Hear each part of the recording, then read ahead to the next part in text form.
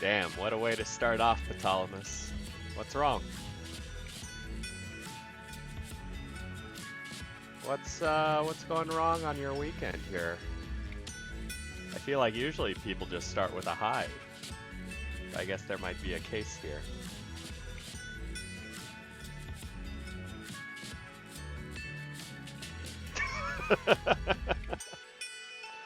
Depressing manga, huh? That's fine. I think those are good. I once watched an anime about a cat. It was produced by the guy who did Your Name, the animated movie.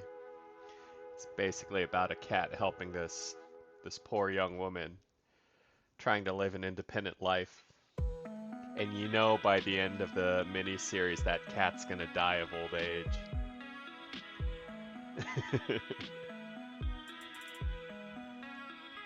At least it's not something serious. Just trying to think of what to send out into the world today.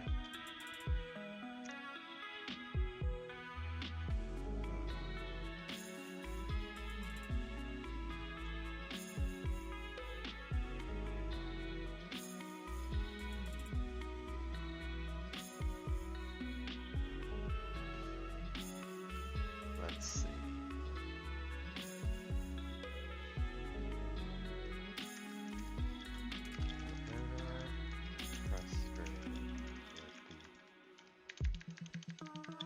Your lack of justice.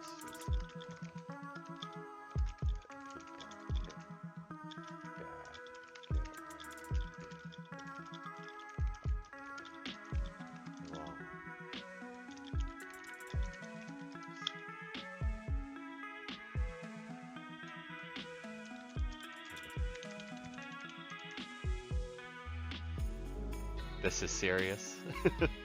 Ptolemy, what manga are you reading? Maybe we can commiserate on this. Granted, I can't say I've read too many depressing mangas out there. And my manga history stops maybe a good 10 to 20 years ago. So unless you're reading some legacy stuff.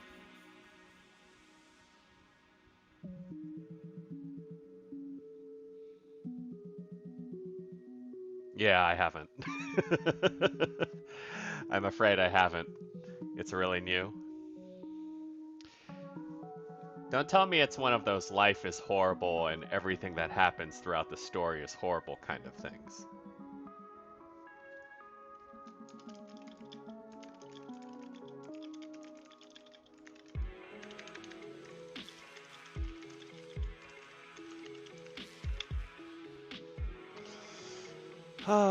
You know, it does kind of remind me of reading Game of Thrones and how that really bothered me for a while. I think I had to take about a year break between reading books. Just because nothing good ever happened and you were just left with this feeling of like awful at the end of every book. But that's kind of the point of it, right? It's like good doesn't prevail, it's not very black and white.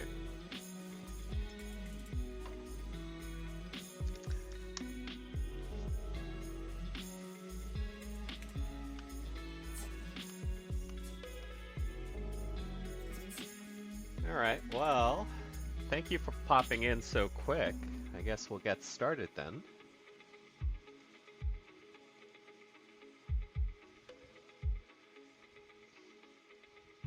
As much as I would love to keep playing fighting games, I do feel like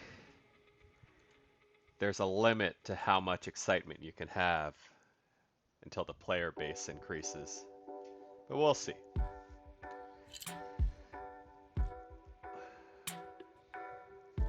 Let's see. I'm tired, but I don't want to go to sleep yet. I didn't do anything satisfying or productive today, and I don't want work to pile up the next day. I wish I could be better.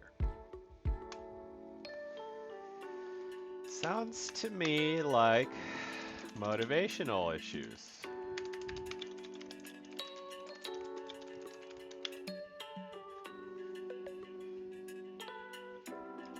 And maybe a more focused type.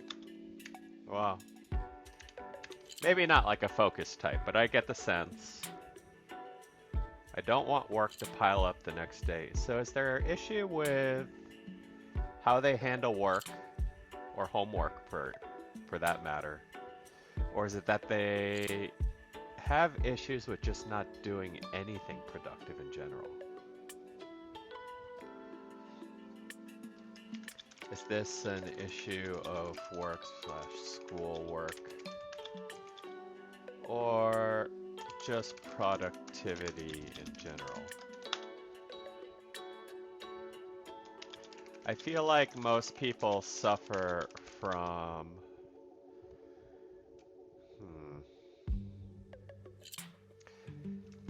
the feeling of being inadequate in life because they're around others who seem to use that as a personal driving focus. A boring suggestion, but I have to make a list sometimes. I mean, it's not a bad thing. It's not like whatever gets it working for you, right? I think the thing is whether it bothers you. Because getting stuff done, or like not getting stuff done, you could be constantly aware of the fact that you have things you need to do, but it doesn't necessarily mean it bothers you. But I do think, I don't know, the opening line of this one's a little interesting, right? I'm tired, but I don't want to go to sleep yet. Almost feels like they're disappointed in a way, right? The guilt, yeah. A guilty conscience.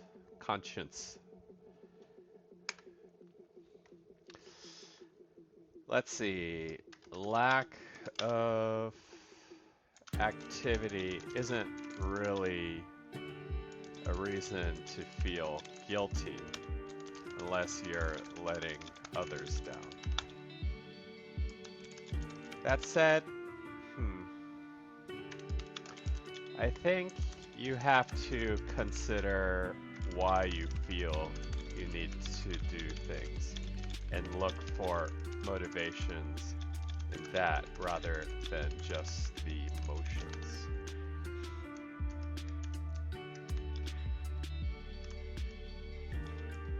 A list, keeping a to-do list also helps.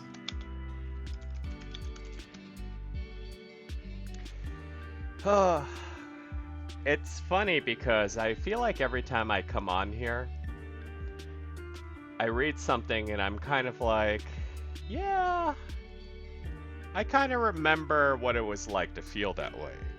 And at some point, I just don't anymore, which I find very strange, right? I think when you're in your 20s, you have all this nervous energy about having to, you gotta do a lot of things. You gotta get stuff done, you know? But I think by the time you hit your like mid-30s, you're kind of like, okay, well, it's too late to be kind of a try-hard. I think you get sort of diminishing returns the later in life that you try to be this proactive, so it's funny, but I do think that motivation sort of naturally peters away. I don't know that that's necessarily a bad thing, but it's just a thing I've noticed. Yeah, let's see. I think it's because of the timetables, right? People are always like, you gotta get married by a certain age. You gotta find a girlfriend by a certain age. You gotta do this. And so you feel like you kind of have to grind yourself out to like be ready or be capable by then. And in a weird way, not making those deadlines is sort of an odd relief in a way, because then you don't have that like manic fear of not being ready in time, even if you've missed the theoretical deadline. You gotta have your lifetime career by 24. It's true, Pilgrim. I think anyone who kind of comes out of college sort of comes out with that inherent terror, and it is awful. I've definitely experienced that in my lifetime, especially when I got laid off from my dream job at 24. Oof. But yeah, let's consider this next one. Every 2 weeks, my girlfriend says that we should break up because she doesn't feel like I am showing any affection for her. I am an extrovert but shy to love. This is my first relationship. Now she says she wants to break up because of that and that I've been inactive. Studying for oh God, high schoolers.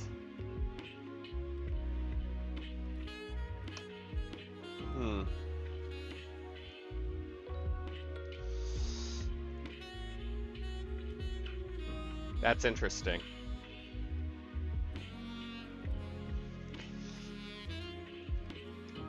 So it's kind of like, I think when you're a teenager, it's that socially motivated idea of romance, right?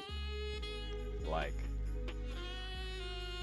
our relationship should mean more than more than your job or your part-time job or your studies or whatever, right? And then they start to kind of like tell you how to dictate your college planning around your relationship, right? We should apply to colleges in the same area, even if it's, financially difficult.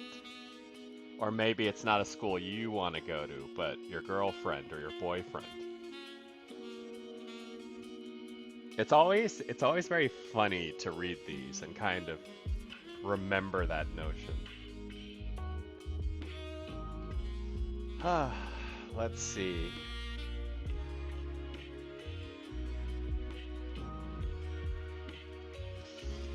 That's a rough hurdle for a first relationship. To be honest, I think you both... To be honest, this might be one of those situations where you'll have to go through some unpleasantness to understand.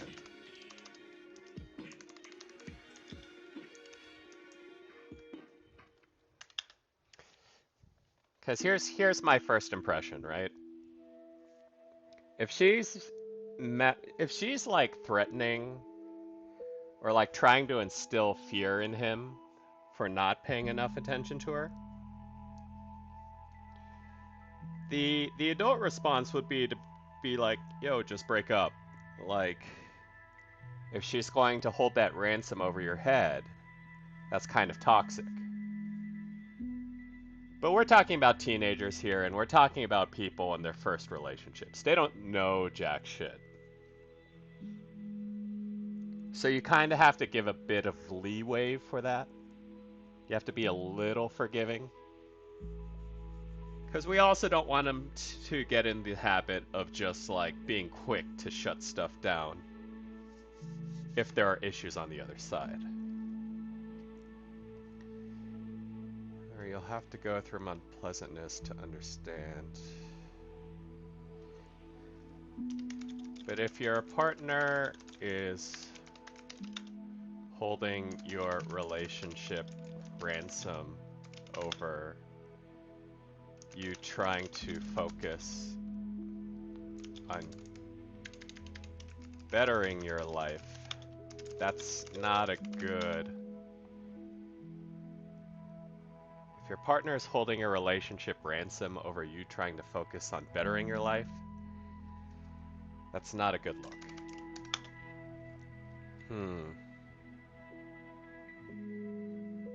Every 2 weeks, she says, blah, blah, blah. If it's not working for her,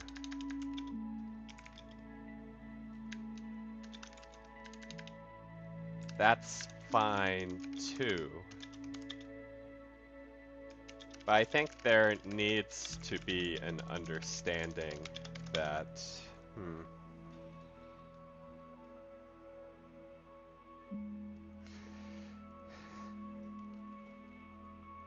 that you still need to,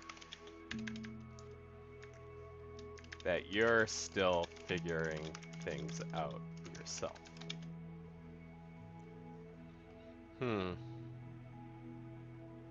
How do we instill rationality into teenage romance, right? If it's not working for her, that's fine too, but I think there needs to be an understanding that you're still figuring things out for yourself. It's not healthy for her to push you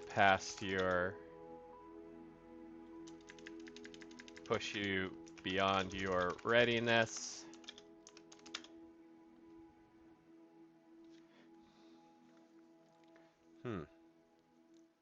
It's not healthy for her to push you beyond your readiness, but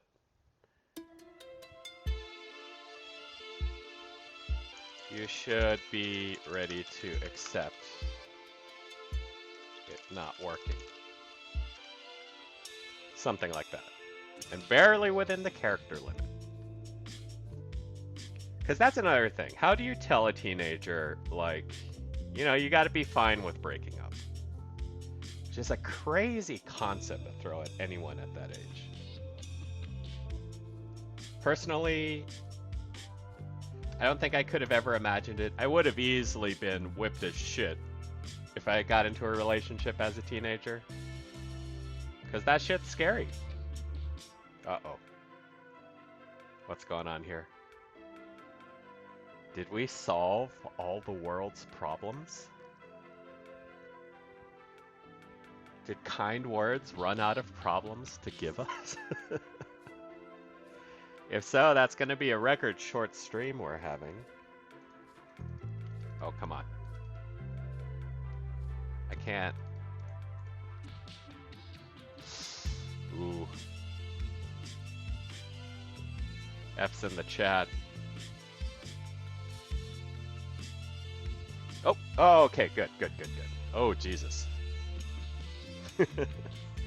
You know, I've been having some games fail on me lately. Persona actually stopped doing matchmaking for a bit. And it was the weirdest thing. Either a Steam issue or a server issue by Atlas, maybe? Alright. Next problem. I used to put and blame everything on myself in my relationship and go through tears and pain to become better to make it work out. But after constant doing so without success, I lost all those tears and pain and just feel not a lot, even when we just broke up. Why? I could answer this one. So here's the thing that a lot of people don't understand in early relationships, even in late relationships, to be honest. I think if you don't encounter this situation, you never really gain the perspective. But a relationship can't sustain itself on a one-sided effort, right? And this is very telling by the way this person describes it. I'm gonna express a little gender bias and don't hold me against it, but I do get the feeling this is a woman. And this is a thing I hear so much from women, because at least societally there's a lot of conditioning, there's a lot of pre-programming that even though the man's supposed to be capable and strong, the women have to work hard to keep it all together, which is stupid, by the way. But you know, that's society in a lot of situations. My impression is that, you know, this person has been put down so much, right? Because why do they feel like they have to be the one that's better? I'm guessing, I'm willing to theorize, her partner was probably dismissive, or at least didn't see her as equals. And that's probably what inspired her to try to work harder. But of course, a situation like that won't result in success because it's a lopsided effort. So let's see, how do we respond to this?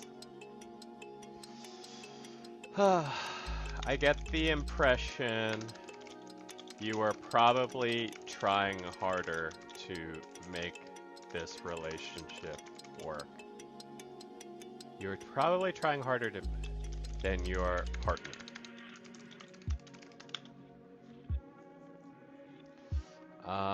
Let's see.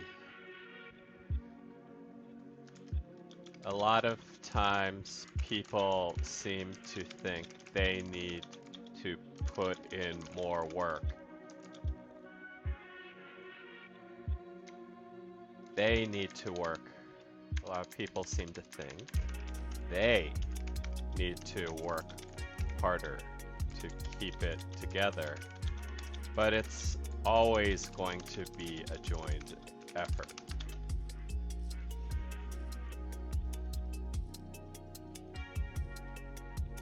I lost all those tears and pains and just feel not a lot, even when we broke up. Probably because on some level, they understand this, and they are realizing it's not their fault. Because I wonder if they feel guilt or they think they should be feeling guilt over this.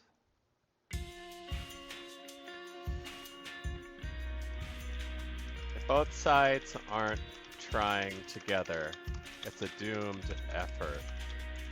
And I'm willing to bet that you understand that to a certain degree.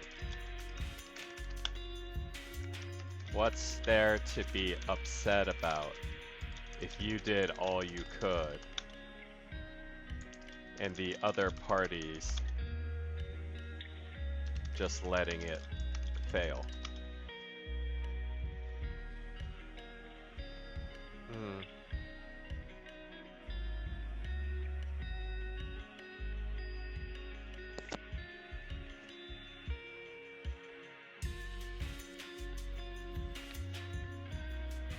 You did all you could and the other party's just willing to let it fail.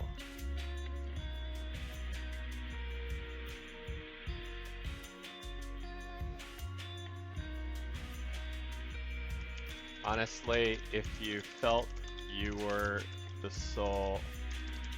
you were the only one who had to fix to be better. Honestly, I want to say you're better off, but I don't know if I have enough characters for that. Better. Ooh, so close.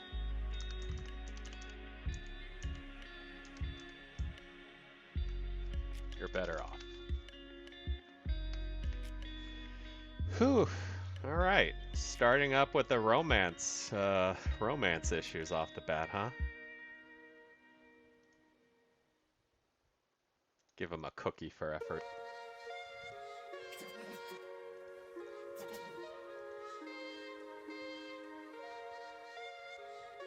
Do you have better ways to avoid being disturbed by many vials? I am terrified owing to it. How can I get out of it? A little too vague to work off of, to be honest.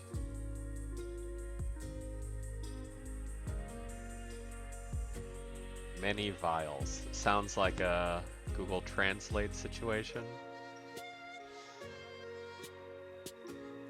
How to be disturbed by many issues? How can I get out of it? Sounds like they're struggling with intrusive thoughts.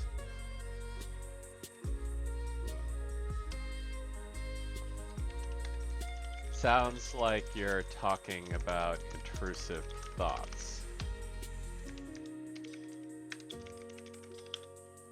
How can I get out of it? Like you have a lot of things that bother you that you can't stop thinking about.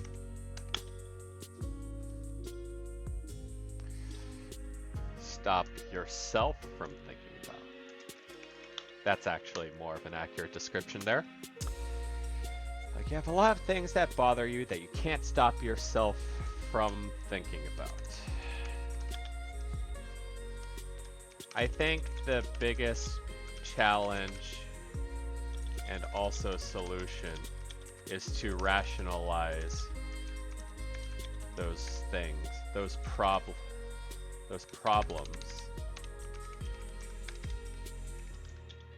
and consider whether they're truly on you to solve.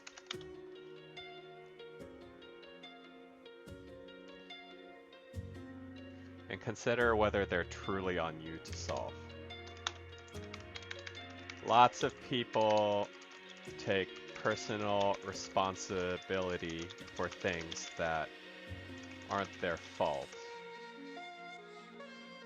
mostly out of habit.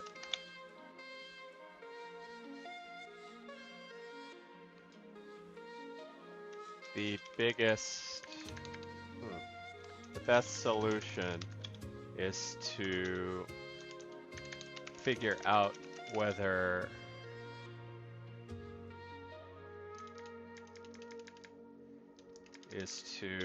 not figure out, but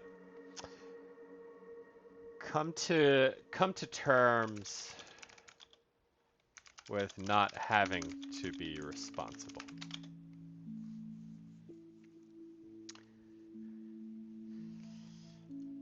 Not sure how much of that will get through, to be honest.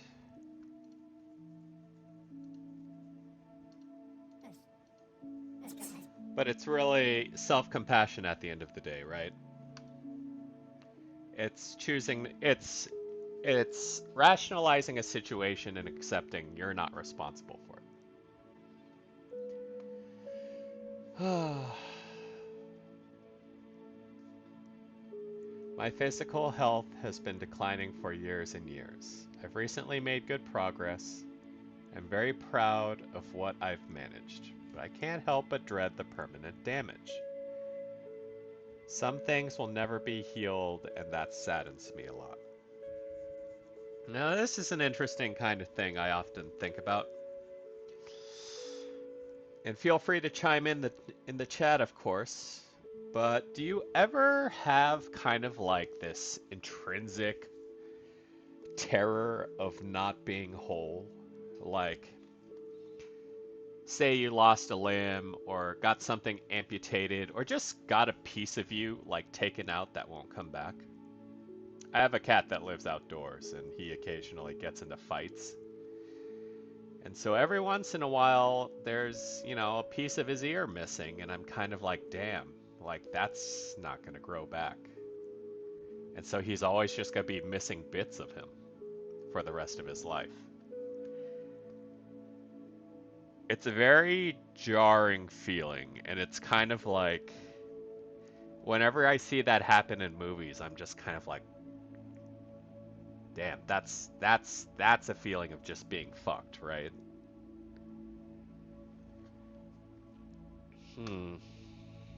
Physical health has been declining. Recently made good progress. But I can't help but dread the permanent damage.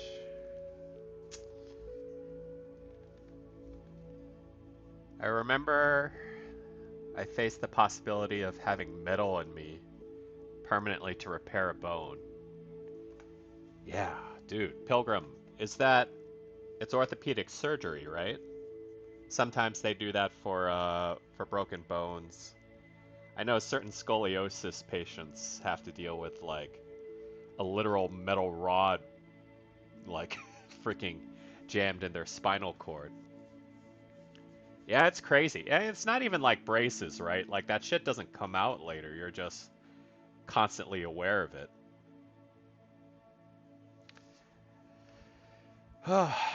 Yeah, no, I'm happy for you, Pilgrim. Like, freaking, can you imagine trying to go through the TSA with that shit? You probably have to carry around a certificate all the time explaining, hey, like, this is in me. It's not coming out. Although oddly, that was kind of the theme of Kick-Ass, if I remember right. He got a metal plate attached to his skull, and he got like all these metal grafts on his bone, and it ended up being like a superpower for him because he could take hits he normally couldn't, and that's why he decided to go out and fight crime.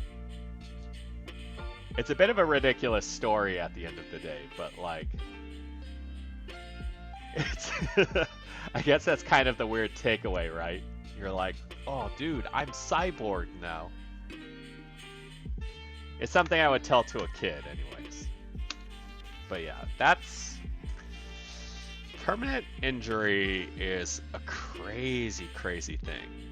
And it's funny because I have a congenital, like I have certain congenital conditions, right? Like, and it's not like those are injuries, but they're also things that'll always be insufficient compared to an average healthy person.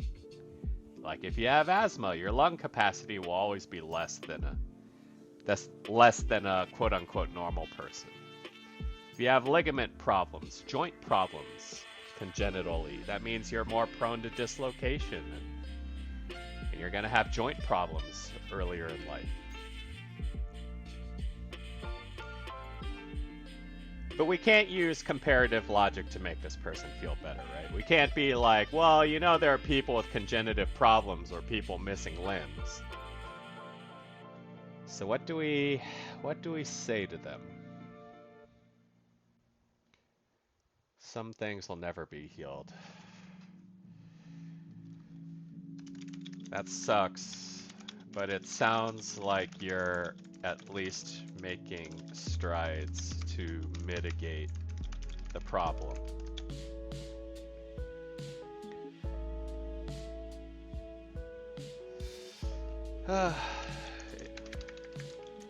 If you're able to live a mostly normal life, I'd say that's a pretty big win regardless. Though I understand the frustration of it.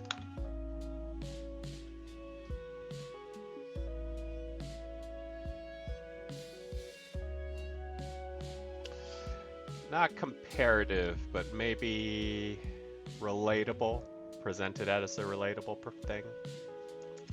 As someone with a handful of congenital problems.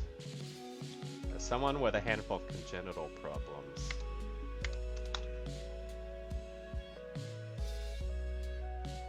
It really does suck to realize you'll never be able to keep up or be as capable as an average person.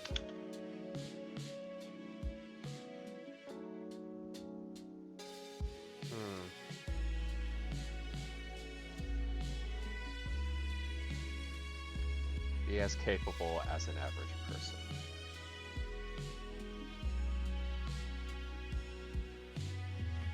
Physical health has been declining.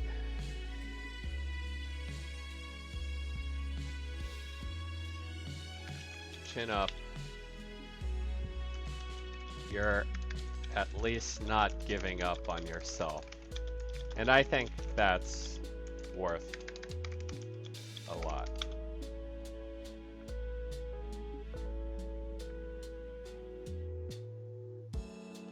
Worth a lot more than you realize. No, they realize it.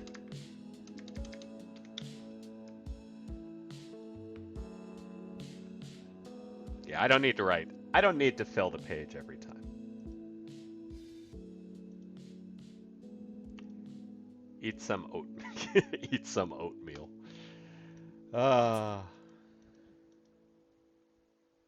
Include IO stream using namespace std semicolon intmate. Glad you received this latter end line. You know, at first I was like, okay, this is kind of witty, but they misspelled it.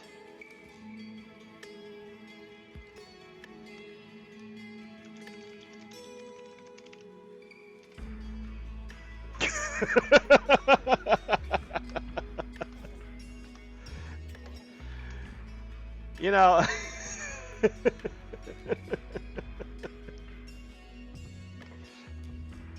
only because it wasn't a problem, okay? Like I'm allowed to be a little snooty about these things. I like a good programming joke or scripting joke as much as the next person. But you at least got to check your spelling as well as your syntax.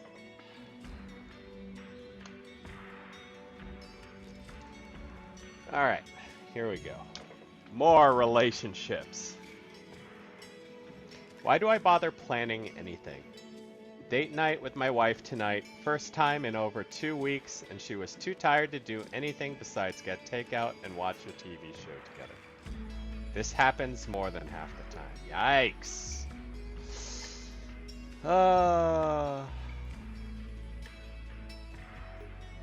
And this is a husband. This isn't even a boyfriend.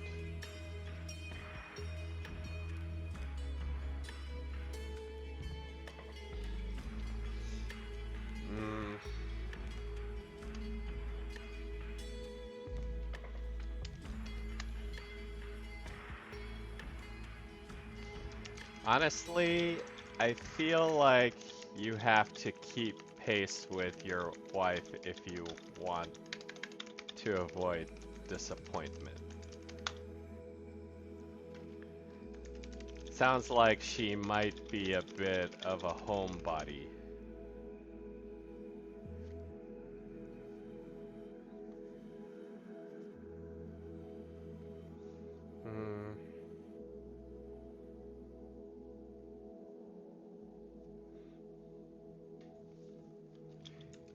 And you can't be too upset about this if you knew this when you married her.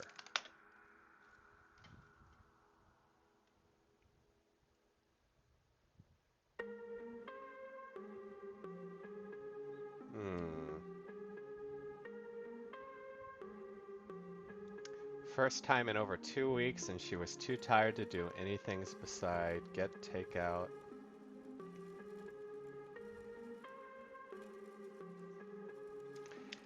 Have you spoken to her about this, though?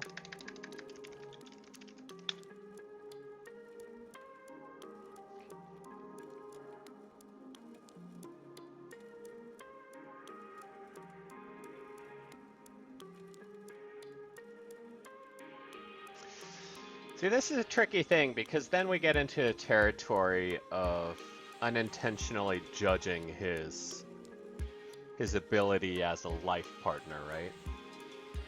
This is kind of like when you're an IT person and you got to ask your client, did you turn it on and turn it off again? Are you sure the monitor is turned on? And ask all those condescending questions.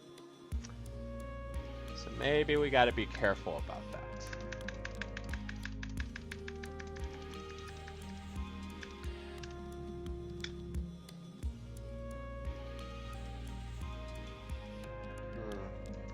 This might be something that warrants a conversation if it bothers you, though. I think a lot of people in relationships, married or not, have a tendency to keep unspoken expectations. And that festers. That festers over time.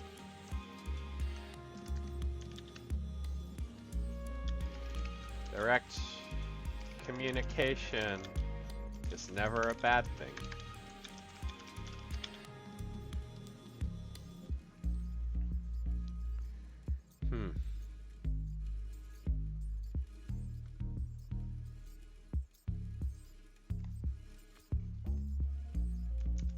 In any case, I wish you luck.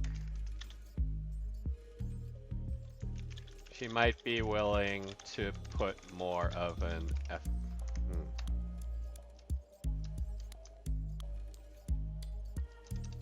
See, I'm almost unintentionally condescending here, and that's a thing I really need to catch myself on. She might be willing to put more of an effort if you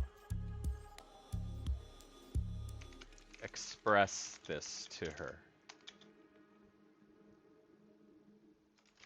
Food for thought. Something like that.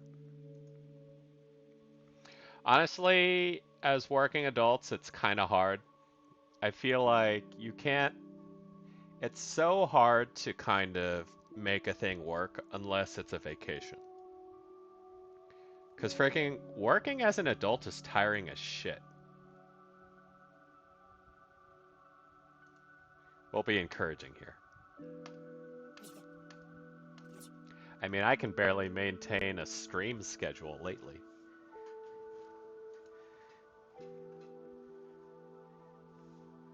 Hey, Lemon. How's tonight's haul of deep-seated personal issues? We've got quite a few romance-related ones. Nothing too petty or silly, but I feel like it's a good time for it. It's a good day for it. I feel like I watched a lot of I've been watching a lot of story time YouTube videos, and I'm kind of like, wow. It just feels, I don't know, relatable or inspiring to kind of have that experience shared, and also kind of wanting to share that experience or help people struggling with familiar issues. Although I feel like it's a weird thing. I feel like artists tend to be the ones who sort of dominate story time, or at least have the best platform for it. If I were capable of drawing, I would probably go a similar route. Let's see. I'm struggling a lot. The future is scary, and I wish time would just slow down because I am not ready for this summer. Too many life events I can't handle. I just wish I could be a kid again and not have to worry. Not sure if anyone else feels this way, but it sucks. Story time, as in like animatic videos on YouTube. Is that the official term? Like, I know some people get by doing animations, but I guess there's like a weird, among the animation community, there's like a weird definition of what's an animation and what's an animatic. Or some people just get by on like on a slideshow setup too. But yeah, more or less those people. And I do think they have good stories to tell. It's a tricky thing, right? Because you could always sit in front of a camera and tell your story, but is that really compelling to a person at the end of the day? Visual aids always help. And unless you have kind of like an established existence, how does you showing yourself as an individual really help, right? Which has always kind of been why I've never bothered showing myself on cam on YouTube or for streams. It just seems unnecessary unless you establish yourself to a certain degree. They hire artists. I mean, at a certain point they do.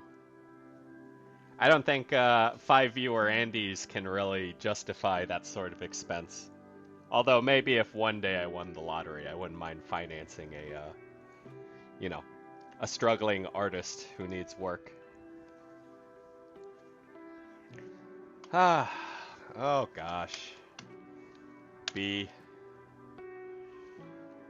Their issue is like my whole last year, I want to say. I'd hate to say it to you guys in the chat, but it doesn't get much easier when you hit your 30s. Which unfortunately is the news I have to break to this person as well. Totally relatable.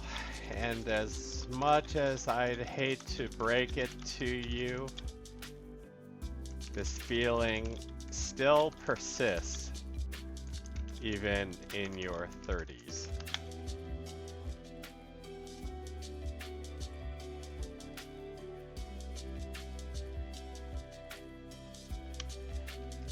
Truth of the matter is that none of us are ever really ready for what life has to throw at us. We just kind of have to send it and hope that we're good enough at improvising.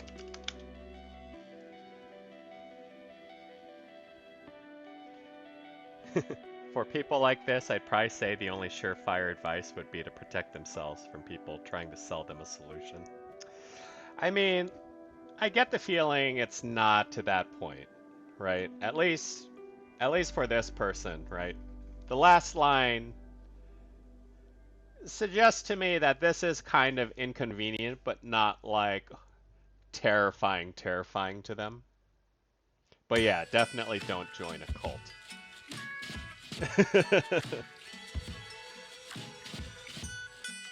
The confidence comes from successfully navigating those instances. So get enough of those under your belt and you'll mostly be fine.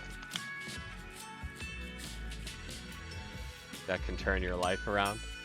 Bogus courses, but even more terrifying, I'd say, are the cults, right?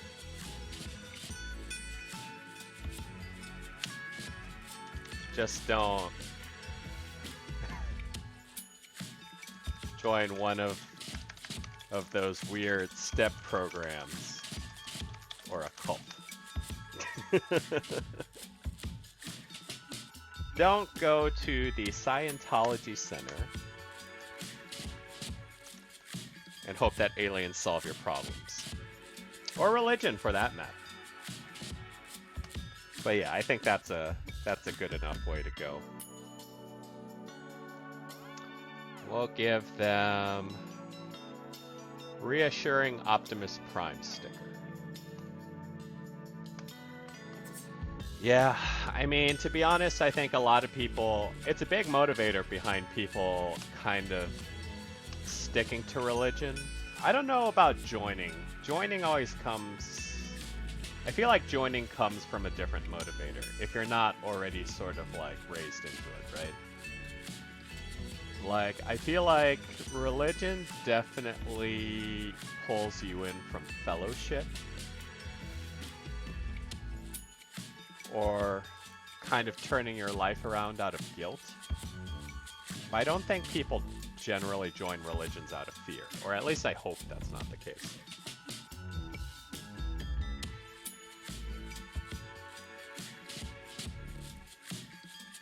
Oh God. Oh boy. Are there someone willing to help me get an account on Twitter to log in and read some issues or foreign events because it is banned by the president? Don't be a violin. I don't want to be attacked if you are Chinese.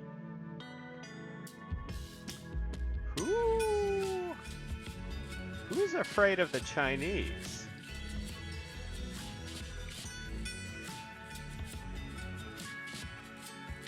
Taiwanese?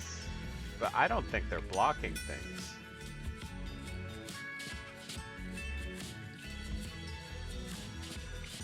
In any case, this request is dangerously close to asking for personal correspondence. They may not fully understand it, but I think that's also not a safe thing to have out there. Oh boy, here we go again. What to even do now that my partner has left me? We both tried, but we just clash no matter what, and it's often. I just don't know what to do anymore. I just feel lost and empty and a bit numb and depressed. Life just sucks and I'm pretty bored and sick and tired of it.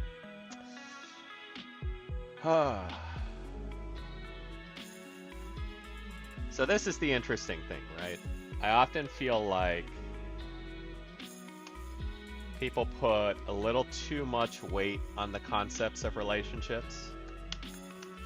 Not just the desire to have them, but the idea that if you don't have them, you've got nothing, right? And here's kind of my take on the situation, is that if you're fighting, if you're always fighting, if fighting is such a normal thing and being in a relationship is unpleasant, I feel like you should be more happy about the breakup than depressed. And I mean, the same thing goes with marriages as well, right? Like, when people, if I go on a date and the woman's like, hey, just so you know, I'm divorced, does that bother you? I'd be like, hell no, you solved a problem. Good for you. I'm happy for you, you know? So this one's a little interesting because they obviously know the relationship hasn't been working out. It just seems like they think there's nothing left as a result, and that's what's unfortunate here. So what do we say? What do we say to this person? It sounds to me like you knew the relationship wasn't really working out. To be honest, a breakup is typically the best case scenario for such things.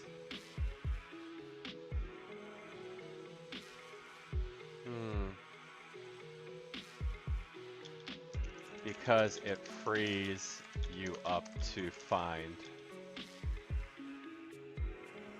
someone who will work for you. I know it seems like a failure, but not every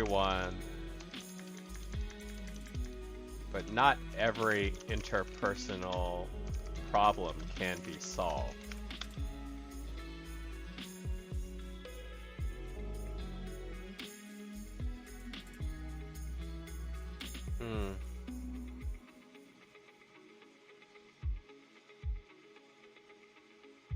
Not every interpersonal problem can be solved.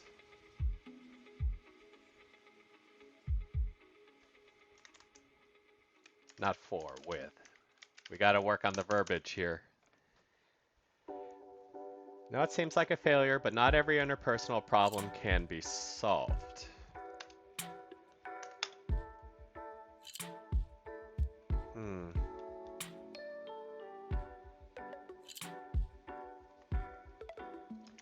What's a little troubling is the way you make it sound like there's nothing else to your life.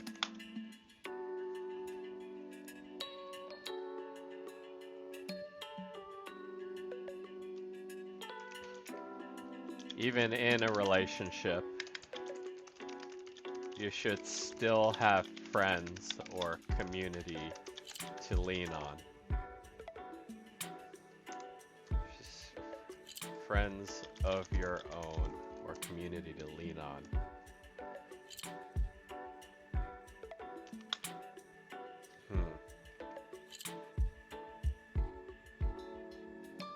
You should still have friends of your own or community to lean on.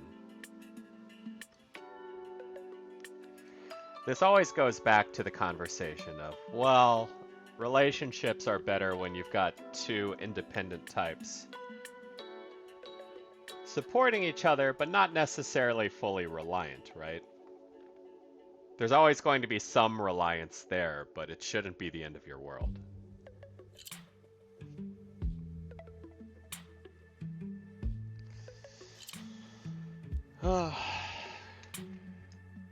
In other words,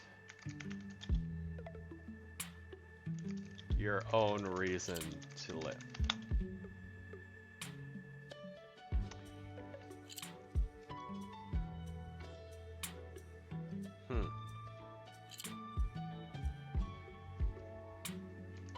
hope you find an answer.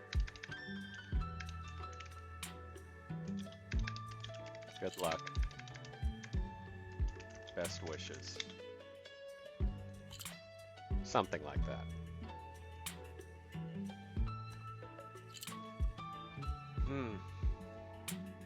I mean, I guess it's kind of to be expected, right? We're playing a game on Steam here, so statistically, I think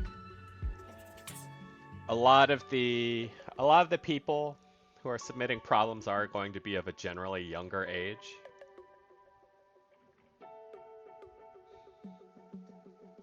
And so, like, it would be interesting to listen to some really old grown-up problems, right? But yeah, let's see. Things have started to fix with my girlfriend and her best friend. Oh. Okay. Tricky with the punctuation, but we'll try to get through it. But in the process, I've noticed I've started to resent him for the role he plays. And how he tries to get in between me and her. I hate that feeling and it's ruining me. It comes from an insecurity I don't know how to end. Okay, I see now. Things have started to fix. What? So what's that implication all about, right? This dude's girlfriend and his best friend had a falling out. They're trying to reestablish their friendship. But boyfriend is feeling threatened by that. Almost an implication that he's trying to get in between. Or he's interpreting that the best friend is trying to drive a wedge. So that's an interesting concept. Let's see. E. It's great that you seem to acknowledge some jealousy on your part.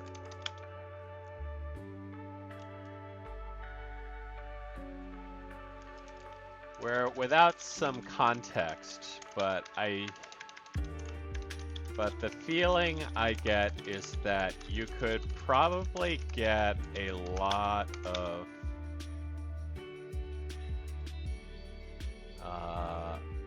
let's see, reassurance or peace of mind by talking with the best friend directly. Especially if you feel like he's crossing certain boundaries. Likewise with your girlfriend.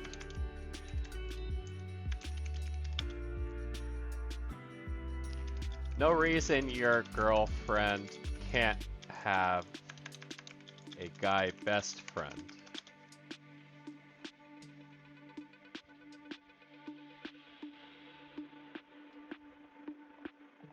And this is what's going on in my head right now, because we've read enough of these where we know that there are best friend situations where the best friend is pining for, you know, the girl that they're friends with.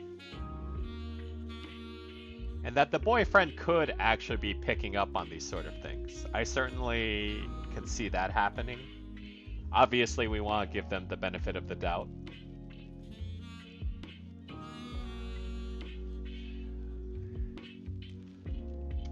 But if it does make you insecure, there's no reason not to be able to talk about it with her. As long as you preface it with the same earnestness.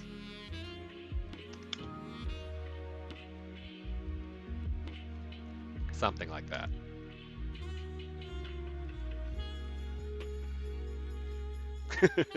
And we'll send him a terrified bat.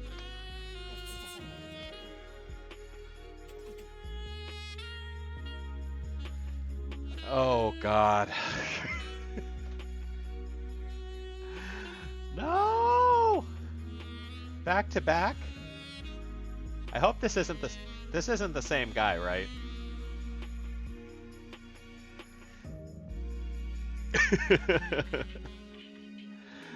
Oh boy. Alright.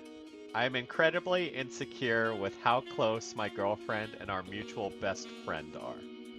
She feels closer with him than she is with me, and their relationship is dangerously close. That's an odd turn of phrase. Imagine if it was and they both saw the other. Dude, that would be hilarious, Lemon. It's the two dudes. They both think they're in a relationship with this girlfriend.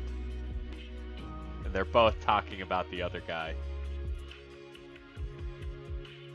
Their relationship is dangerously close. What an interesting interpretation of that. What does that mean? Like, are they best friends that cuddle or something?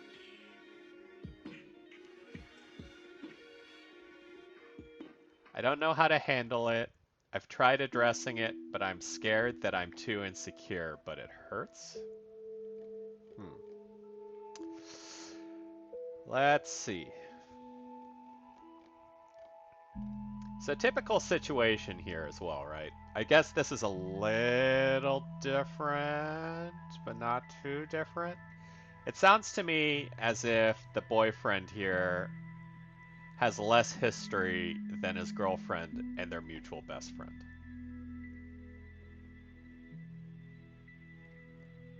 Which I feel like is a common issue.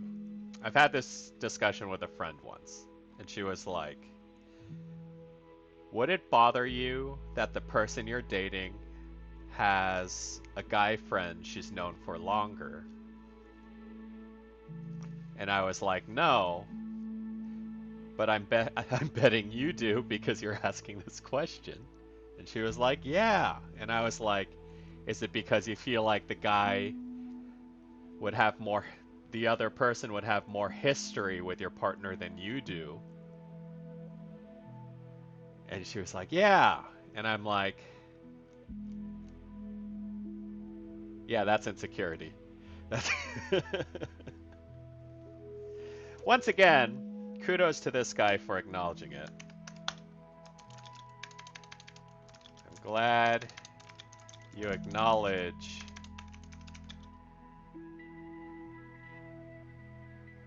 the problems on your end. Insecurity isn't uncommon, but I have to home in on your statement about them being dangerously close. Maybe think on what that actually means. And whether it's a red flag or just something you just don't like.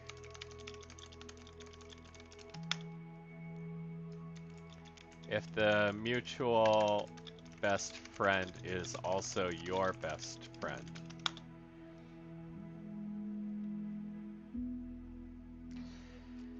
it wouldn't hurt to speak with him earnestly about what you're feeling.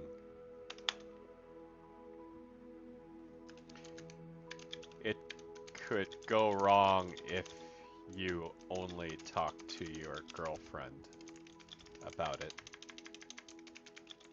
it because that puts the onus of boundaries on her. Good luck. So that's another thing too, right? In this situation, I feel like if you were to tell your girlfriend, hey, I don't like that you're spending so much time with this dude, that backfires super easily because you're basically saying, girlfriend, you shouldn't be doing this, or you shouldn't be allowed to do this, right? Girlfriend's allowed to do anything she fucking wants. But if you want to get an understanding, right? And especially if this dude's your friend, you should be able to talk to him about it. In my perspective, anyways.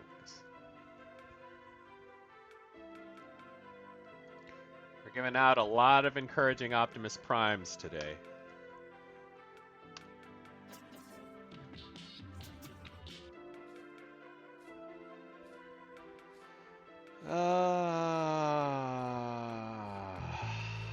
I hate poetry. And this isn't a request.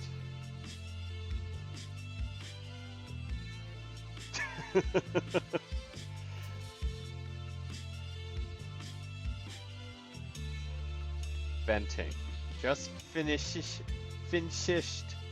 my finals, working 12 hours a week for a week and a half. Went through ACL knee surgery 3 weeks ago and broke up with my boyfriend of 5 years. Oh, and plus my house is infested with mice. My mental health is absolutely sucks right now. Trying. But talking to people is scary and gross, especially your girlfriend's friend. To be frank, I do understand that that's sort of an awkward situation, right? Because you almost feel like you're leapfrogging your girlfriend in that sense. But, I mean, if you're gonna get really jealous, that's gonna come out in some uncomfortable ways later. It's better to kind of try to address it at least.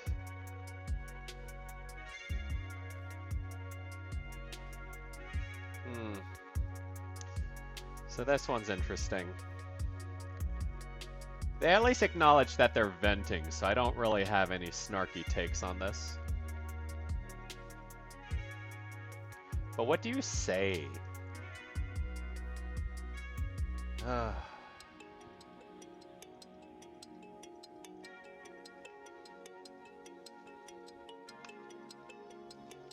Venting. That's rough.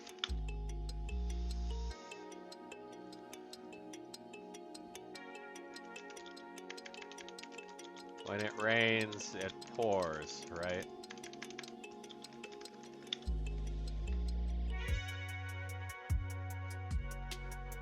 Broke up with my boyfriend of 5 years. If it helps any, you breaking up with your boyfriend means it probably wasn't working out. So that's a good thing. The end of the day. Try not to get hung up on the time investment loss.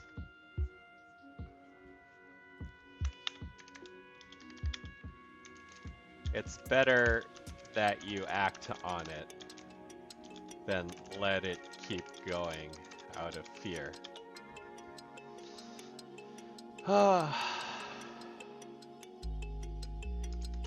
As for the other stuff, I'm sorry I have no positive spins to put on them. But hey, at least you're done with finals. Keep on trucking.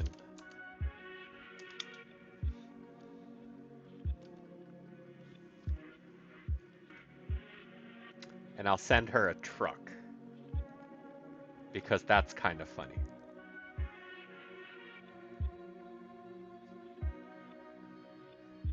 Yeah. I wonder... The mice thing's tricky because I wonder if... When they say their house, is it literally their house, right? Which means you can't move out. So you gotta get exterminators. You gotta fix the crawl spaces in a way that they won't come back. You might get a cat. Yeah, rodents, friggin' pests is a nightmare. Every time I see those houses that are covered in those tents for bug bombs, it's like fucking shit, man. You gotta move out completely, and then you've got to decontaminate it when it's done.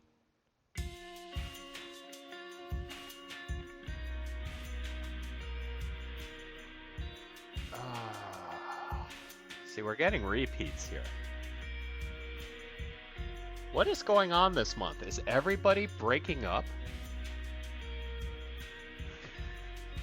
I feel like I could have sworn I just answered something that was almost identical like this. I gotta start keeping track of these initials. It's the theme. It's always themed. That's true. No, you're right, Pilgrim. This is gonna be like the title of my VOD, right? Everyone's breaking up with someone in May. Well, let's try to be helpful all the same. Just feel numb, disconnected from most things. I was once a very emotional person, but now after this very hard battle of fighting and working to make this relationship work, it has ended and all my efforts has gone. I don't think I can ever be how I once was now.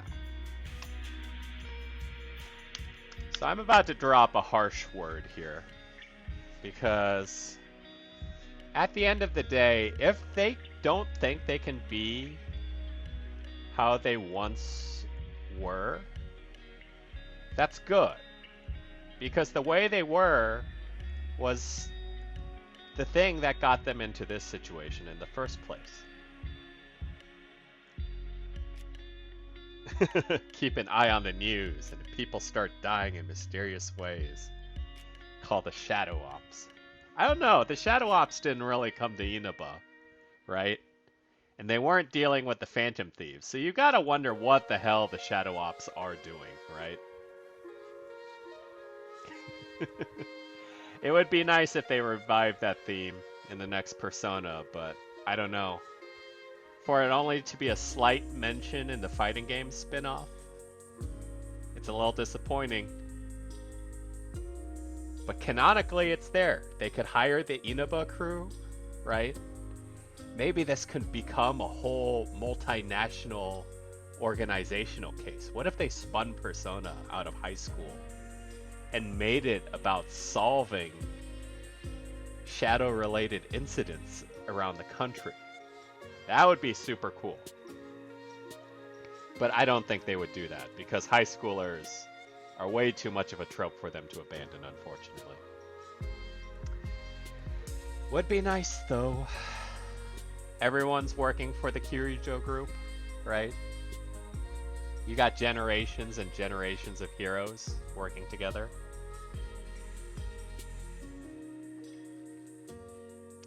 Let's see. It sounds a little harsh, but if you can't be the person you were before, that might just be for the best. The way I see it, you were in a relationship that pressured you to think,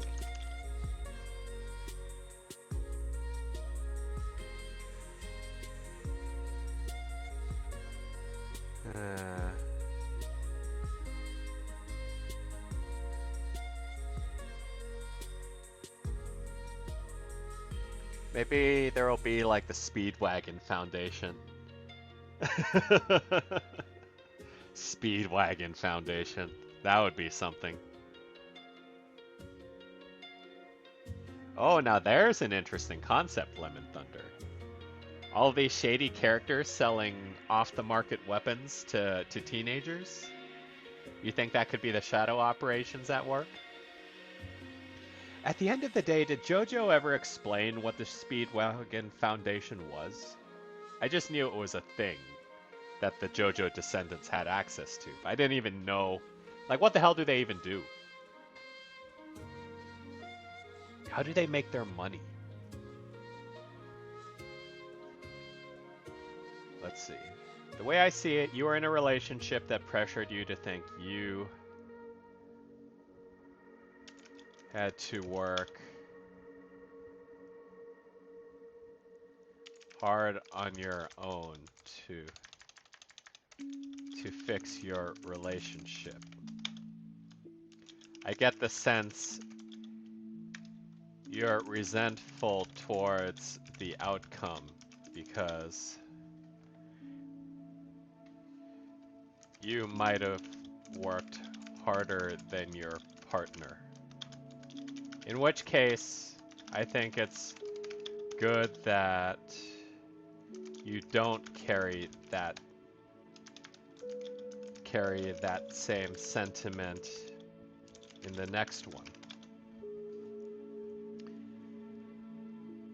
The first JoJo's sidekick hit oil and found it. Oh, now that's interesting.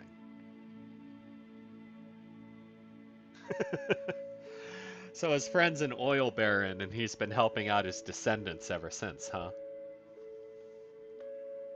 I guess that could be what the Shadow Ops did. They did release the shadows into the world, right? So it's kind of their personal responsibility in a way, or that's how they see it. At least that's the way they interpret it in P3. I don't know how pre-P3 continuity works. Pretty much. They're keeping an ancient Aztec vampire in captivity too. God, there's another one. I'm not gonna lie, I haven't kept up with JoJo. I only watched season 2 and thought it was so stupid, but I love the memes. And so that's the only reason I'm kind of aware of it.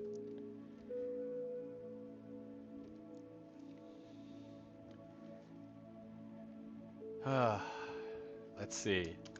It should be a mutual effort. And it's unhealthy to try to sustain a relationship on your own.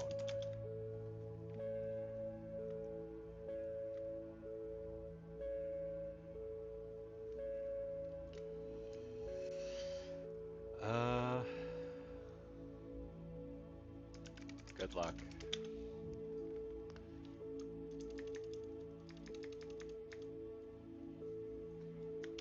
Best wishes. Sometimes good luck sounds a little hollow. There were 4 in part 2, but Araki forgot about the first one that was defeated.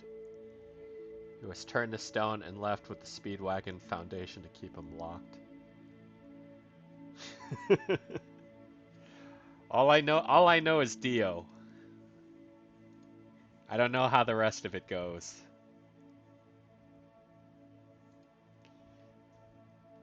Let's see. I feel like an angry soda can would probably be appropriate for this one.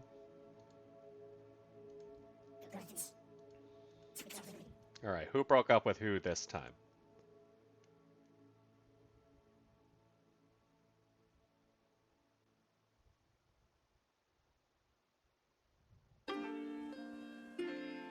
Huh. First, thank you for replying to my message, whoever it was. You are very understanding. I want to add that I lost pretty much all of my close friends during my relationship to be with her. Yikes. Not gonna answer this, but this is a two-parter, but this is pretty telling, right? At the end of the day, never sacrifice personal relationships for romantic ones. That's always that's a bad call. Goodbye, holy shit. I'll prepare for an approaching exam lately and can't answer your... Oh, the nerve of this high school student. Think... Why would you say something like this? Like you're the only one answering issues? Come on. A little tact here, dude. Fellow depressed, anxious people, can you relate? I'm taking time off university right now, but plan to return this fall. I want to study, but I doubt every decision I make. I doubt my ability to do well in anything. I don't trust myself or my feelings. Fellow depressed and anxious people, huh? Definitely an anxiety thing for sure.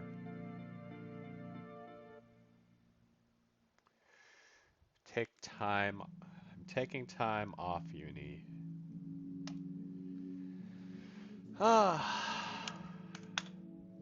Incidentally, the same initial as mine.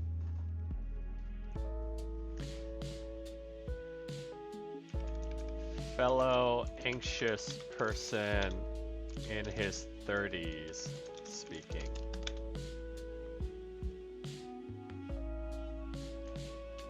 Hate to break it to you, but it is still a problem, even in older age.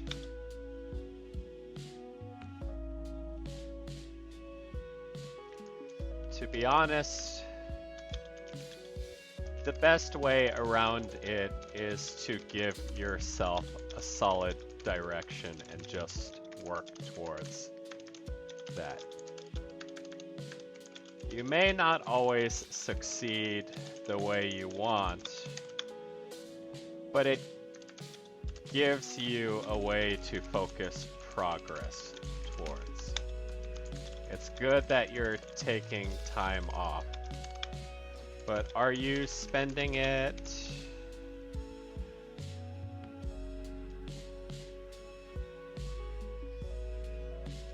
Are you spending it?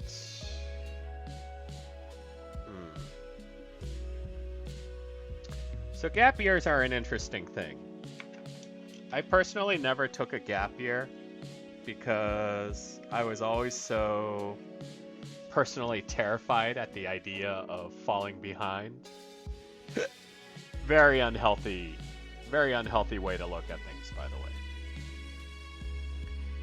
But the thing is, if I took the gap year and actually worked, I probably would have had a better understanding of what I was working towards or what I should be doing.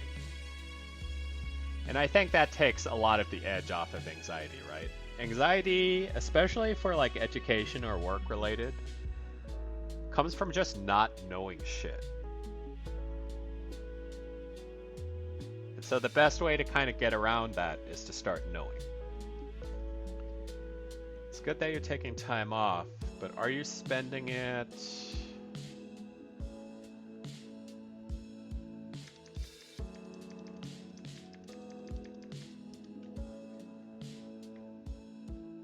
Taking a gap year burns up your grace period on student loans, so it's not something to do thoughtlessly. Jeez. There's always a catch with those things, isn't there?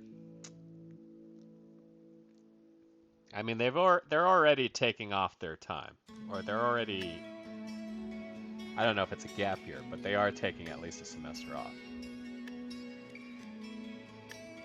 But it'd be a good idea to spend that time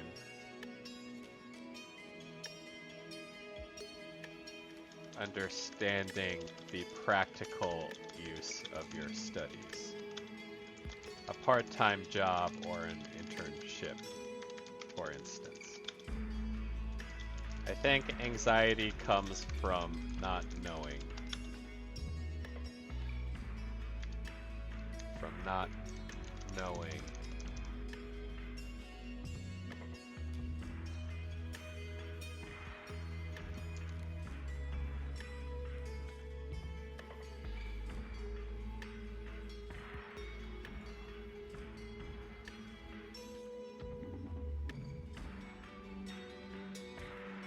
I think anxiety comes from not knowing.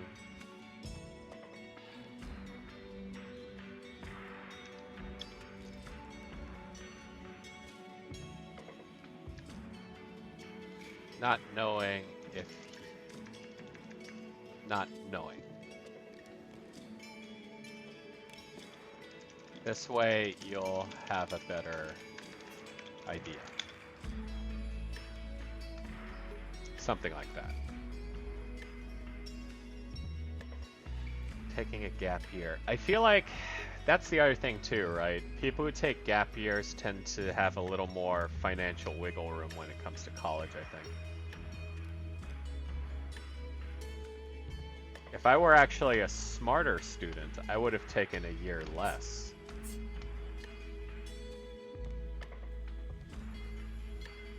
Oh god, here we go again. A lot of repeats. I'm absolutely Oh, that's what this is. We're coming up on graduation time. The time when people break up with their significant others because you might be traveling or they might be traveling to other cities to continue the next phase of their life. They're all having anxiety about, you know, becoming an adult or finishing school. The timeline matches up. I'm absolutely terrified of becoming an adult. I turned 20 this year, and I still live at home with my parents. I know deep down this will have to change soon, but I am scared. I can barely take care of myself with my parents. How am I supposed to live alone?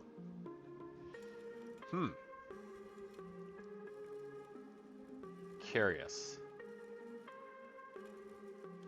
This person really thinking they need to move out in this economy?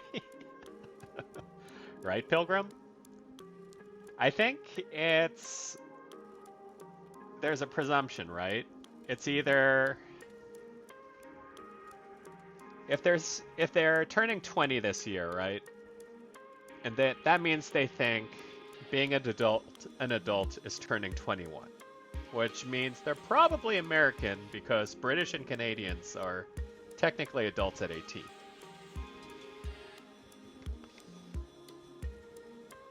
My impression is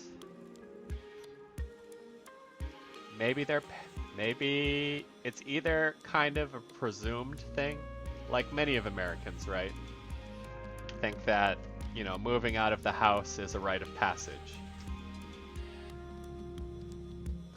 Or their parents are saying you have to move out,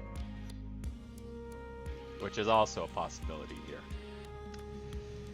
Solid chance you'll have to move back, and this is true. Honestly, Pilgrim, I think for the life experience, it's not necessarily a bad thing to move out and then end up having to swallow your pride and move back. Because that's when you realize, like, you have to kind of experience failure of some sort as an adult.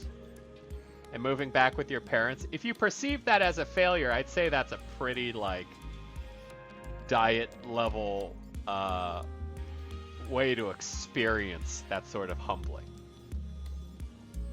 The alternative is having your parents support you while you're renting, which is not good on your parents. But let's see. The other thing, though, is I can barely take care of myself with my parents. How am I supposed to live alone? Now the question is, are they doing anything on their own, right? Are they dealing with higher education? Are they working? Or are they 20 and not doing anything? So that's what we have to address here.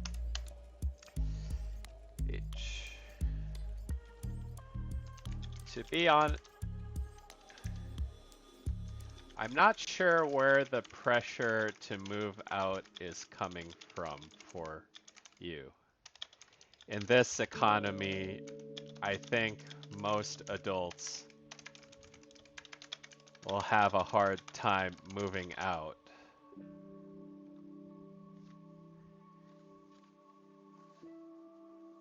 But what kind of dorm has you lived? Yeah, no, that's the thing, Pilgrim. I don't think it's a dorm. If it was a dorm, it would have happened by now, because they would have gone to college. They're talking about being adult, it means working. In this economy, I think most adults will have a hard time moving. Most young adults will have a hard time moving out of their parents'.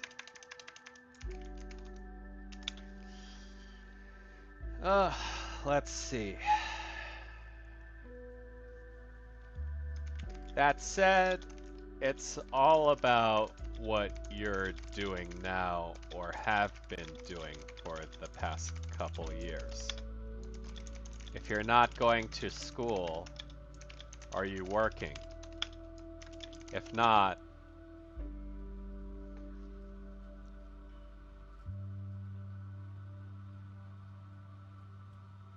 start with a job and try to contribute to finances at home.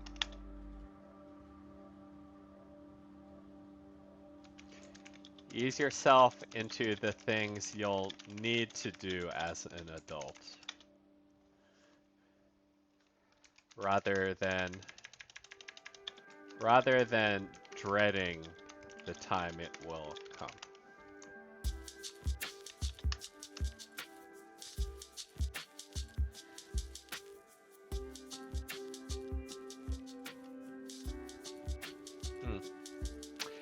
I think that's about the best we can do, right? The idea is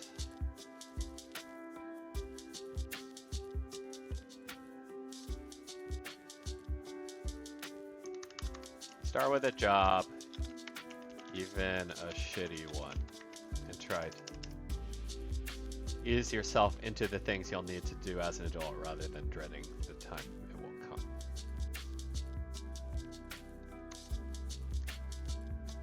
Yeah, I think that's about as best as we can do here. Because I do think there is a case where there are a lot of people who kind of just, I think they call them NEETs, no education, apprenticeship or training, something like that, where like they just grow into useless adults because they're not working towards independence.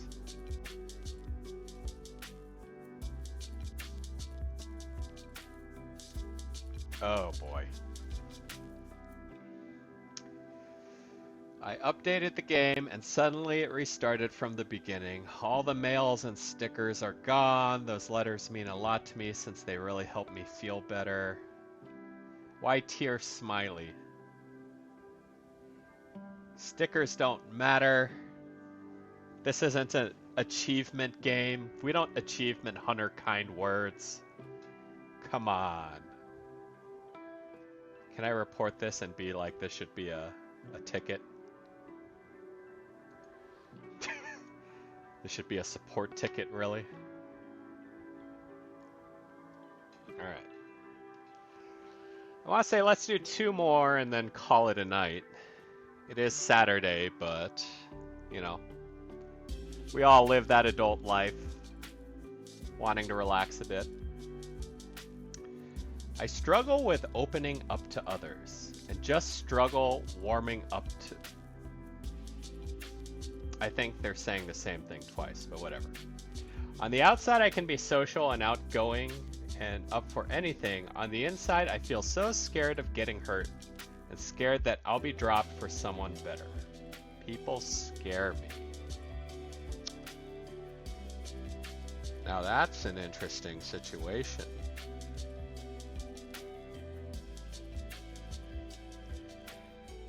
So the impression I get here is that when you've kind of trained yourself to the mindset, and the second to last line is pretty telling, right? Scared that I'll be dropped for someone better, which almost seems to imply that this has probably happened before.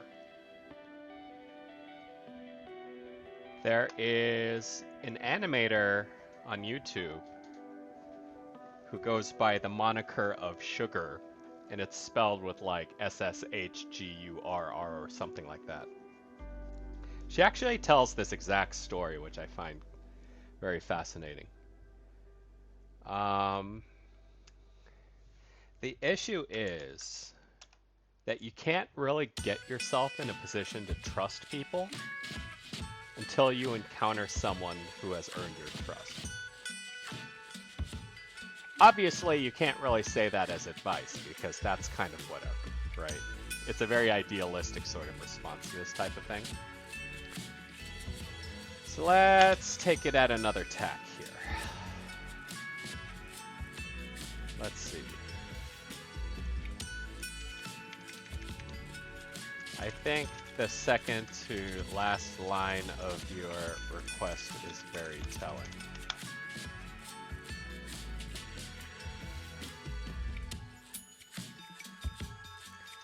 You've probably experienced abandonment in the past.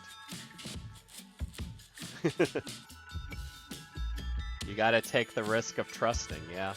I mean, I wouldn't say it's exactly catch-22, but it's more like playing the lottery, I guess, right?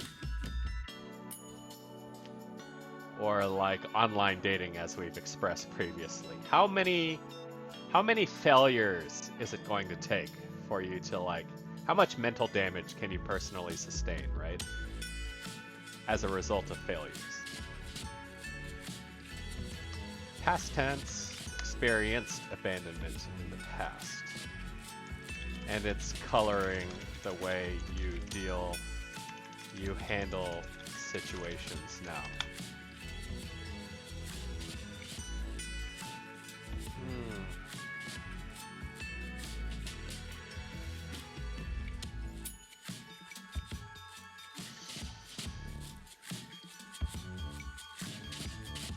It's not something that can just be told away, which sucks.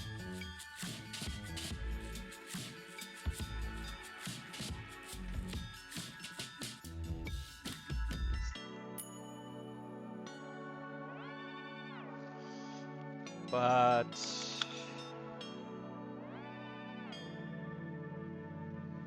it's kind of like dating where you just have to keep at it until something works.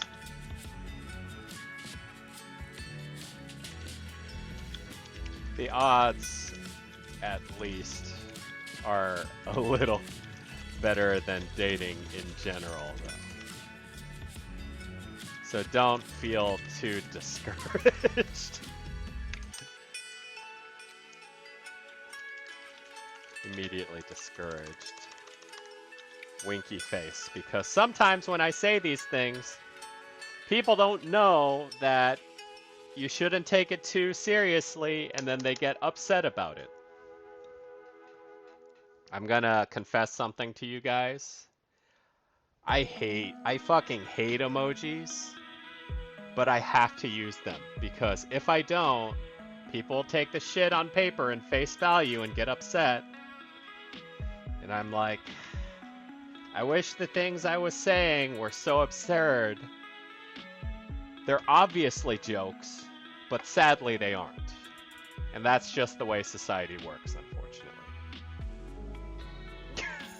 Pilgrim, don't get me started. So don't feel immediately discouraged.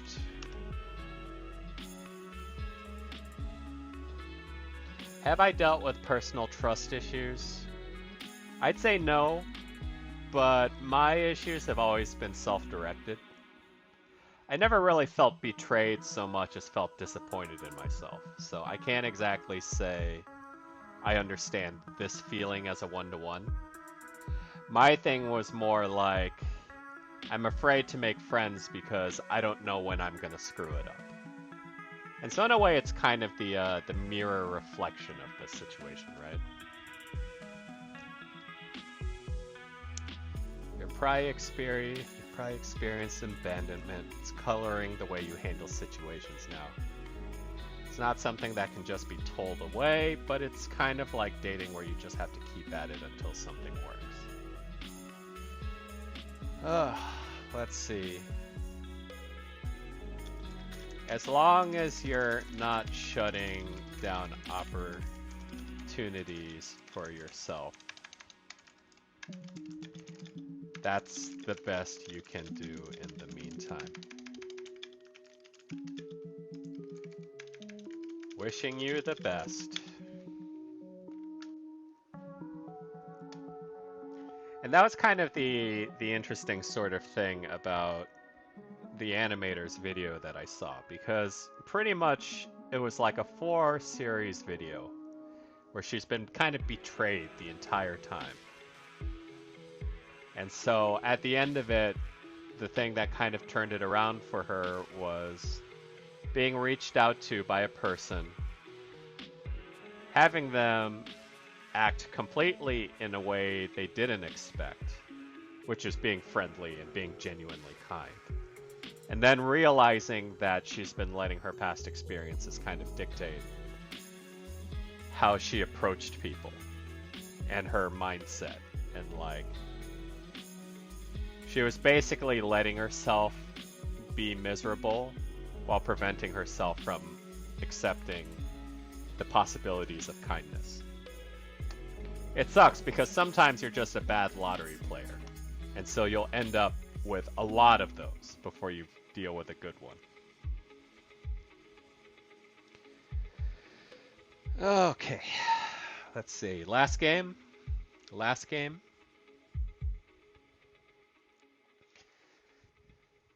Met a girl online. Been talking for months. She lives far away, but we've seen each other through picture and video chat. Issue is, I think I love her. We almost disconnected the other day, but I couldn't. She described me as fighting for a girl who is afraid to hold on.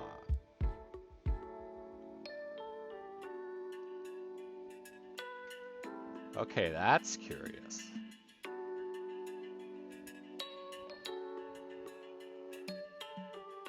So he's all for it. But she's afraid, is what I'm getting. So it's not that there's necessarily anything wrong. It would be funny if this girl was the one we responded to in the previous request.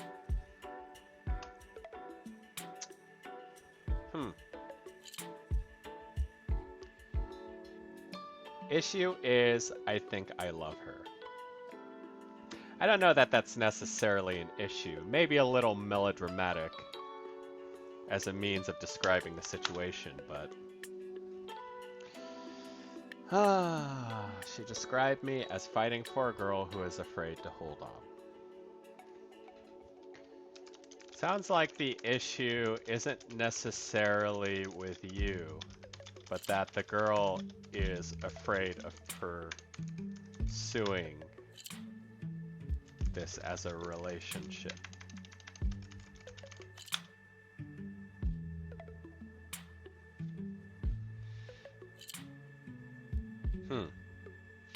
Fighting for a girl who is afraid to hold on.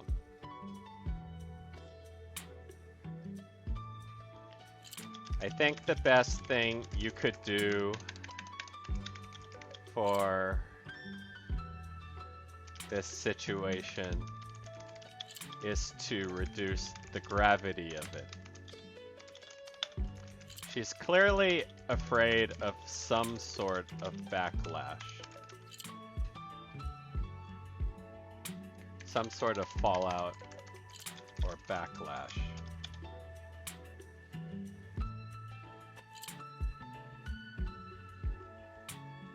And if you want this to have a chance, you'll need to trivialize the weight of it. Give it a shot. See if you can make it work.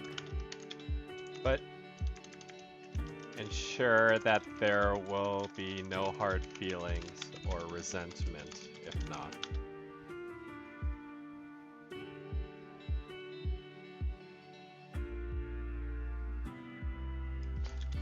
I think it means a lot when the dude is willing to stay friends regardless.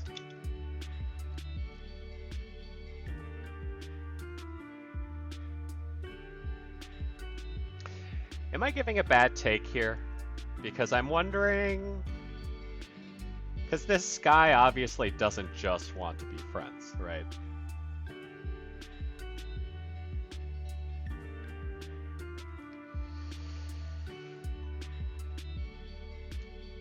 Only if you think you can mean it.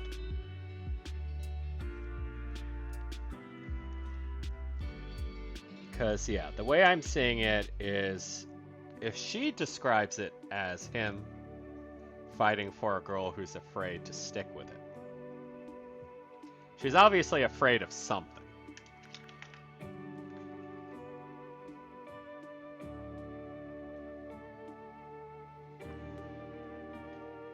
So if you can reduce whatever she's afraid of, that could encourage her to keep going. But you have to be okay with it. Commitment issues, I mean, Lemon Thunder, commitment issues are one thing, right? Like, I feel like if you have commitment issues, it's usually rooted in something else. If you're afraid, if you've got a commitment issue of getting in a relationship, it would be because you're afraid you're going to miss out on something better, right? In which case, maybe this isn't really that great a relationship. Or he might be overestimating how big this might be. But this is where kind of mitigating the potential backlash comes in, right? Like, if you just want her to give it a chance, make it casual, and that way she doesn't necessarily have to commit.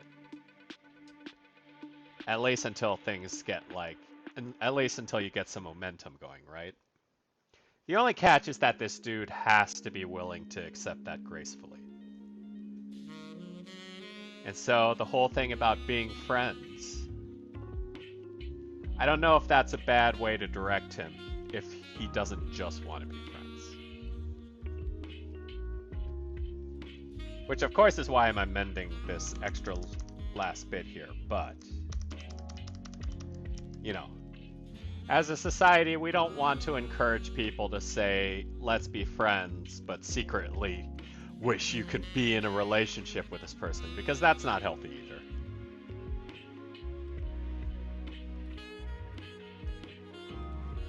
But if you think you could still be friends, then offer that, is what I'm saying. But yeah, I think that's about as good as we'll get there. That's called ulterior motives. Yeah, no, exactly. It's about how much you're willing to temper your own kind of investment in this situation. So I wonder if it's an issue of how I'm phrasing it then. If the girl's afraid of pursuing this as a relationship, I think the best thing you can do is reduce the gravity of it. You just need to trivialize the concept. Give it a shot, see if you can make it work, but ensure that there will be no hard feelings or resentment if not.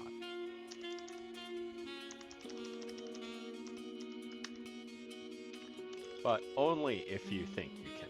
There we go. One word. Huge difference.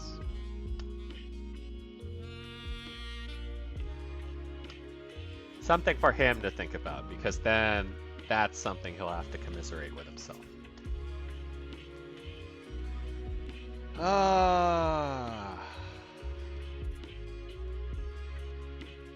Okay, well, I called last game on the last request, so I'm not going to address this, but like, what the hell?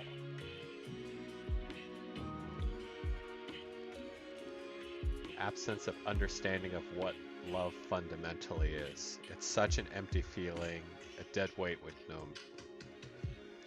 Maybe I never did. This isn't some sort of no one loves me, but an existential absence of understanding what love is fundamentally. Actually, I can give a quick answer to this. Look up Jaden animations. She has a video that does a good job of describing asexuality and aromantic temperaments. You may not have to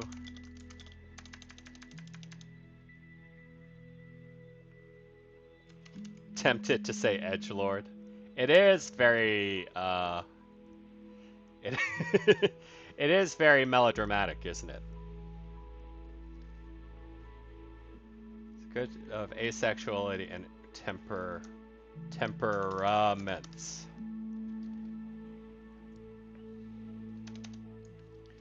It might give you some food for thought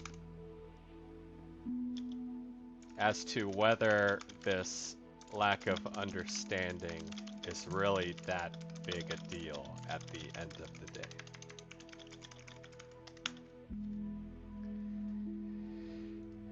He doesn't need to understand feelings, he just needs more power.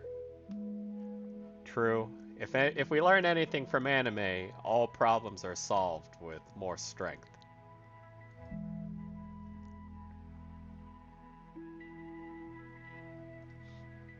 But yeah. Honestly, I feel like that video does a lot of good. It explains a lot about kind of societal pressure and why people feel like they're somehow wrong or broken because of a lack of understanding. Very insightful. I highly recommend it. She is an excellent content creator too, and has been through some shit. So she earns my respect in that regard. Alright, so we're at the end of the stream here. Going to the issue I put out into the world. This actually isn't my personal issue, but to read it out. Are you ever frustrated with the lack of justice in the world? That people can be bad, get away with being bad, and probably live long and happy lives? Kind of like Game of Thrones, but without any of the comeuppances. Now, I was talking to my friend who got out of an abusive relationship, and she still kind of struggles with the knowledge that her ex, despite being a humongous asshole and a sociopath, will probably not be inconvenienced by any of what he's done, right? It's very possible he may live the rest of his life rather happily or without any guilt. To which, you know, on an existential level, it really shouldn't matter, but humans, I mean, we're petty existences, right? It's hard for us to kind of accept that, like, the balances won't scale there. The scales won't balance, sorry. And to which I was kind of like, the only response I really had to that was, well, you're Christian, so he's probably gonna go to hell, right? Either that, or in order to go to heaven, he'll have to reform. So one way or the other. One way or the other, it should work out, right? But what's really out there for the godless atheists? What's out there for the people who are going to hell regardless, right? Like myself. So I do wonder. Jay writes, a lot of J's today. All the time. That's why we need to do our part through activism. Minimize that number and call out all the bad in this world so we can start to improve. It's not easy though, and it's definitely not something that'll be completely solved overnight, if ever. No God means no natural justice, which is true. As an atheist, I'm fully aware of that it's all kind of a social construct. We believe there should be justice because as humans, that's what we want to think, but there's no guarantee of it, just like there's no inherent good. But like I said, humans are petty creatures, and we do live in a society. And we grew up listening to too many parables to just accept that. I try to remember that I'm just one person and try not to put too much responsibility on myself. I just simply do my best from day to day. Stay strong out there and be the good you want to see, if only through small actions. Adachi. Yeah, no, Pilgrim, that's...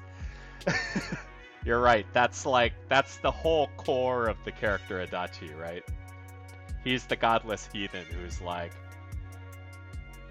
justice, friendship, blah, blah, blah. Results are the only thing that matter.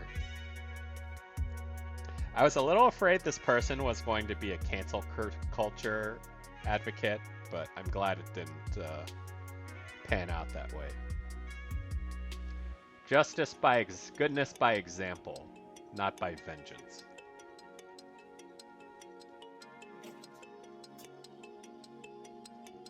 All right. What we got?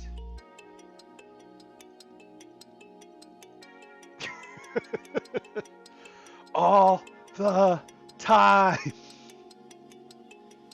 Life is not fair. Yeah. I mean, you're not wrong. You're not wrong, V.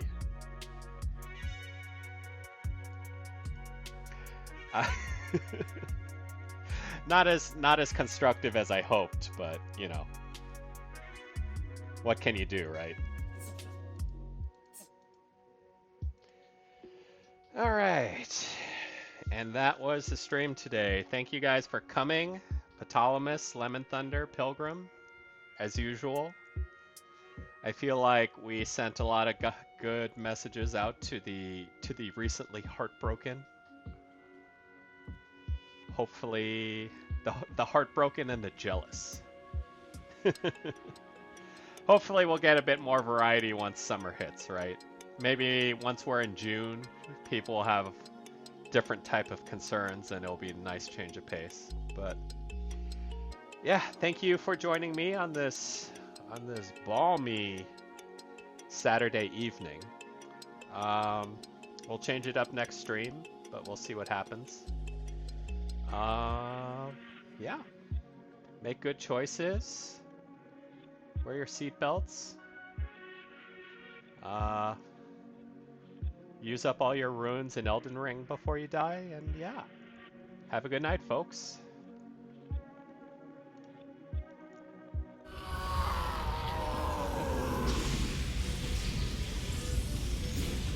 Impossible! How could I fall to this dream?